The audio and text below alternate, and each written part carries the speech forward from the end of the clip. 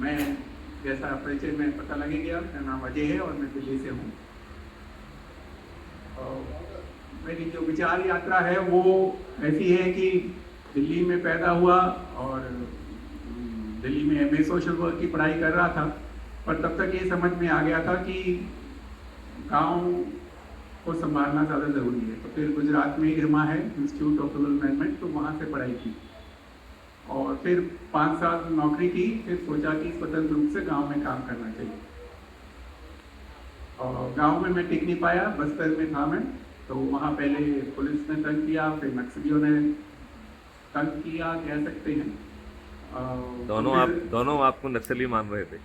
हाँ, पुलिस सोच रही थी मैं नक्सलियों के साथ हूँ और नक्सली सोच रहे थे ये पुलिस का आदमी है। तो मेरे को ये समझ में आया कि विश्वास मैं नहीं जीत पाया वहाँ के लोगों का।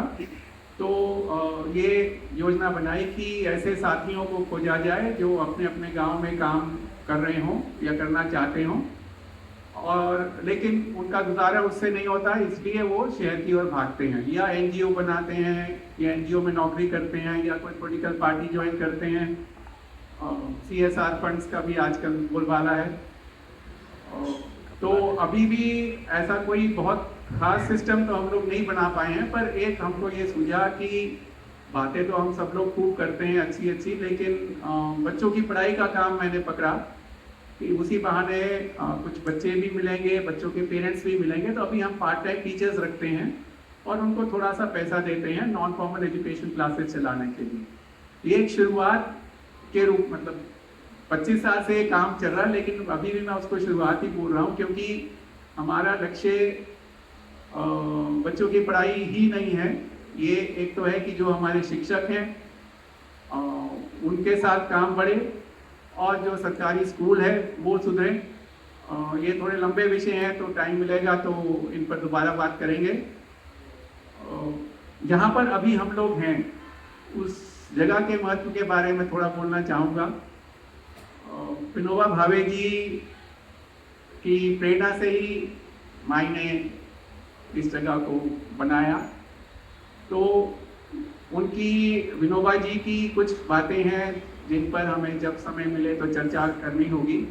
एक उन्होंने कहा संस्था मुक्ति, क्योंकि मैं सरसेवा संघ का दिल्ली का संयोजक भी रहा, संगठनों का डायनामिक्स पॉलिटिक्स भी थोड़ा उस पर चिंतन चला। तो अभी हम एक नई प्रक्रिया ये शुरू कर रहे हैं, मीटिंग कर रहे हैं। तो आगे हमें किन किन चीज़ों का ध्यान रखना होगा, तो उस संदर्भ में एक सूत्र मैं बोल रहा हूँ, संस्था मुक्ति। फिर बाबा ने एक और सूत्र दिया, कांचन मुक्ति, कि भाई पैसे के चक्कर में भी कम से कम रहो। और आखिर में जो सबसे महत्वपूर्ण चीज़ वो कह गए, वो फॉर्चुनेटली जो हमारा भोजनालय है उसके बाहर लिखे हुए वो 11 व्रत।